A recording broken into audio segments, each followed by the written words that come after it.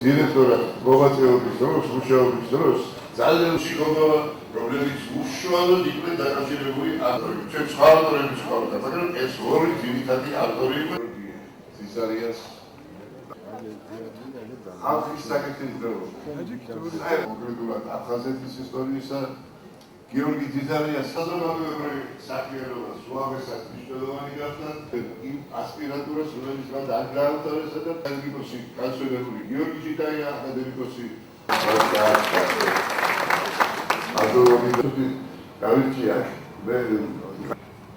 ორთან გამოსვლა სიტყვის მეცნიერში ქართულ აფხაზური ურთიერთობის რომელიც გამოიჩინეთ დღეს აფხაზეთის მთავრობის თავმჯდომარეს ყოველთვის ყოფილი და გამბედოობა ერთ ატარებს სამეცნიერო კადრებით გამყიდვას. რამოდენიმეჯერ ვიყავ მასთან სამუშაო ოთახში და საოცარი თბილი ურთიერთობა ჩამომიყალიბდა. მე წარმოდგენა მქონდა, რომ არის ხისტი, მიუყარებელი კაცი, რომელიც თქვათ ვერ გამონახავს საერთო ენა და როგორც ვთქვა, მშრალი მეცნიერი.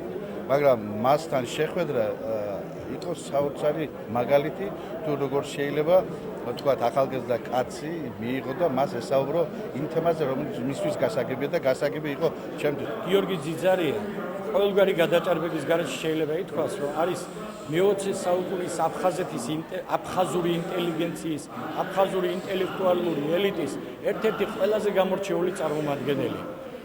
ეს არ არის მხოლოდ აფხაზური ისტორიოგრაფიის ერთ-ერთი ფუძემდებელი.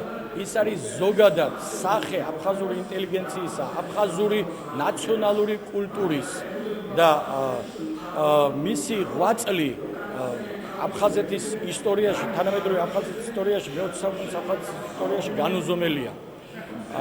გარდა იმისა, რომ ის იყო ძალიან დიდი ისტორიკოსი, გამოჩენილი მეცნიერი, რომელსაც პატივს სცემდნენ არა მხოლოდ აფხაზეთსა და სრულიად საქართველოში, არამედ მთელი საბჭოთა კავშირის მასშტაბით. ის იყო ამავე დროს უდიდესი პიროვნება, ნამდვილი, უკეთილშობილესი ადამიანი, რაინდული სულისკვეთების ადამიანი, ნაღდი აფხაზი, რაინდი აფხაზი, რომლისთვისაც უცხო იყო აი ეს ვიწორო ნაციონალისტურ შოვინისტური ისტერია. მას ეკავა ჯანსაღი პოზიცია და ის რომ 47 და